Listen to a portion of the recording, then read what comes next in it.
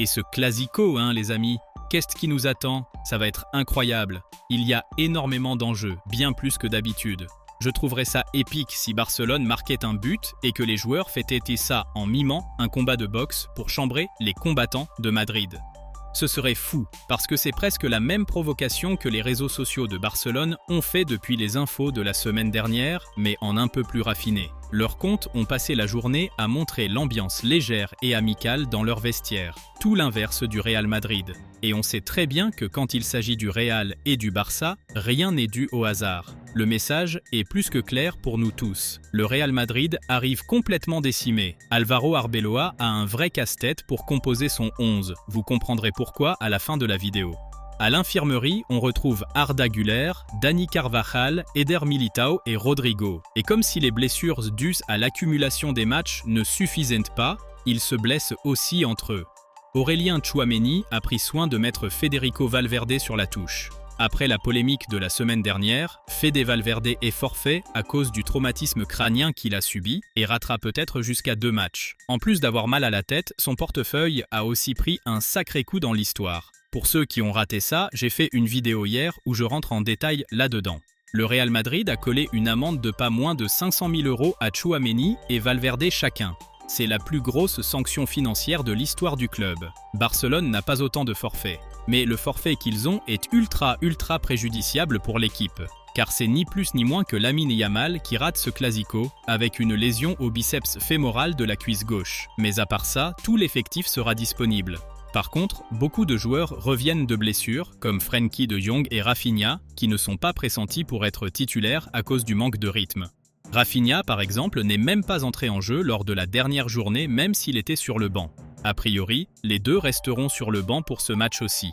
Bon, vous vous dites sûrement que le Barça a un énorme avantage avec tout ce contexte de crise absolue au Real Madrid ces derniers mois. Eh bien, je vous le dis, à mon avis, ce duel est beaucoup plus équilibré qu'il n'y paraît. Parce que les deux équipes ont une défense très friable, et je crois que le résultat final se jouera là-dessus. Rappelons qu'un match nul suffit au Barça pour être sacré champion, et ton abonnement suffit à refaire complètement notre journée, tu n'as pas idée à quel point ça nous aide. Merci beaucoup. C'est vrai que la défense du Real semble être dans une pire dynamique. Sur 9 des 10 derniers matchs du Real Madrid, les deux équipes ont marqué. Et sur les 8 derniers matchs, Madrid c'est 3 victoires, 3 défaites et 2 nuls. En championnat, ils n'ont que 12 clean sheets en 34 journées.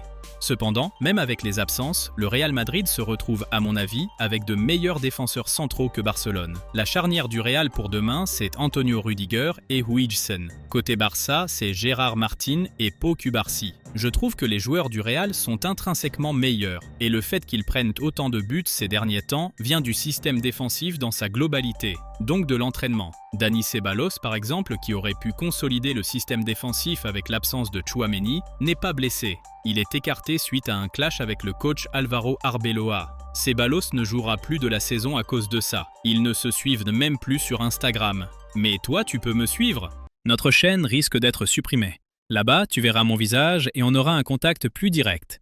Toutes les nouveautés y sont en avant-première et il y a du lourd qui arrive. Du côté de Barcelone, la défense est en chantier depuis que la crise financière a frappé le club, c'est-à-dire depuis quelques années. Pau Cubarsí est un défenseur correct, un bon joueur, on ne va pas se mentir. Mais quand on pense au Barça et aux tauliers qu'ils ont eus, comme Puyol, Piqué, Mascherano, on n'imagine pas Cubarsí et Gérard Martin avoir le niveau requis. Mais ils sont très jeunes et peuvent encore évoluer. Et ils auront le temps de le faire puisque de toute façon, le Barça ne peut pas recruter grand monde. Il y a Ronald Araujo sur le banc, mais il s'est tellement perdu qu'on ne peut plus faire confiance à son foot. Sans compter que leur meilleur défenseur est parti en début de saison.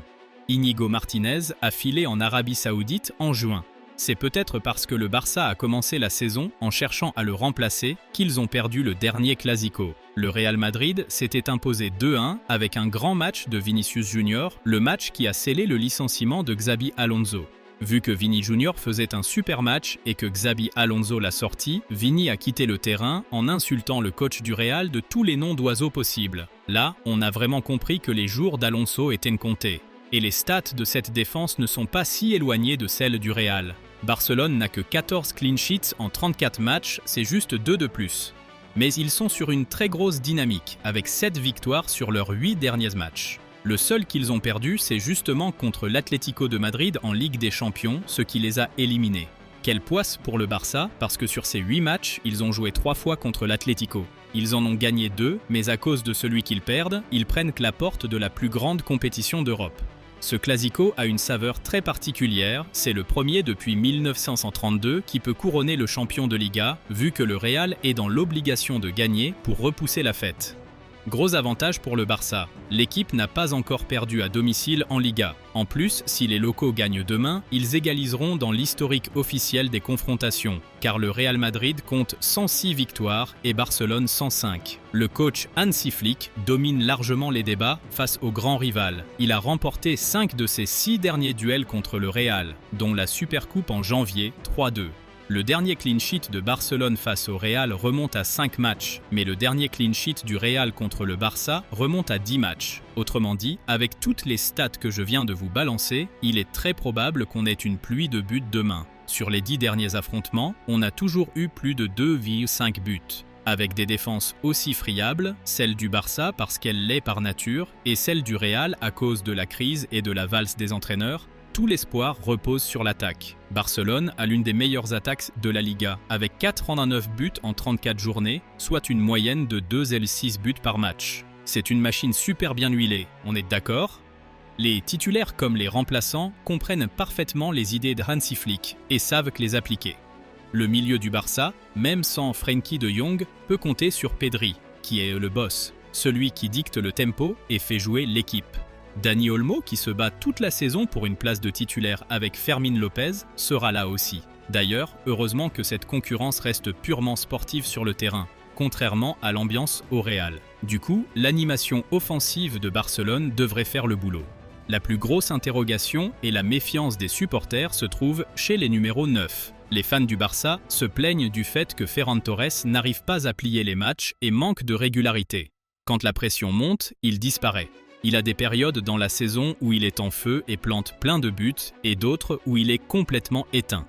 Quant à Robert Lewandowski, même s'il a été une véritable machine de guerre et la référence au poste d'attaquant, le poids des années se fait sentir. Il a 37 ans et le temps rattrape tout le monde. En général, ça se passe comme ça. Une année, le joueur est au top et d'une saison à l'autre, son niveau chute de manière vertigineuse, sans prévenir. Et ça dépend des joueurs. Par exemple, pour Messi, j'ai l'impression que c'est arrivé l'année dernière. Il n'a plus cette explosivité et donne l'impression de vouloir vraiment raccrocher, contrairement à lui qui veut encore jouer. Cristiano Ronaldo, de son côté, prend tellement soin de son corps et a une telle dalle qu'il maintient un très bon niveau encore aujourd'hui. Lewandowski fait aussi très attention à lui, mais il a pris un sacré coup de vieux cette saison. J'adore Lewandowski en tant que joueur, j'espère que c'est juste un coup de mou et qu'il va rebondir la saison prochaine, mais son âge avancé est un vrai souci, à tel point que le Barça ne compte même pas le prolonger. Côté Real, la bonne nouvelle, c'est que lors du dernier match contre l'Espagnol, le duo Vinicius Junior, Jude Bellingham a fait des étincelles, rappelant leur alchimie magique de la saison 23-24. Les deux ont sorti une masterclass, ce qui a redonné de l'espoir au public. Si le Real Madrid fait un gros match et arrache la victoire, ça passera forcément par les pieds de Vini Junior. Il a marqué lors des 3 derniers matchs de suite et s'est même offert un doublé contre l'Espagnol. Il est vraiment sur un nuage. Kylian Mbappé fait aussi son retour. Il est pressenti pour demain, on ne sait pas encore s'il sera titulaire, mais on l'espère.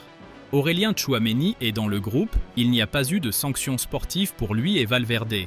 Mais rendez-vous compte, si Tchouaméni et Valverde étaient là, c'est tout le milieu type du Real qui serait sur la pelouse. Là, avec tout ce bordel, le Real devrait débuter avec Tchouaméni sur le banc et Eduardo Camavinga titulaire aux côtés de Thiago Pitarch, 18 ans à peine. C'est une mission hyper compliquée pour un gamin qui risque de ressentir la pression. Et vous, qui voyez-vous gagner ce Clasico? Laissez vos pronos en commentaire. Je ferai un débrief après le match, mais il ne sortira très probablement que demain, le 11.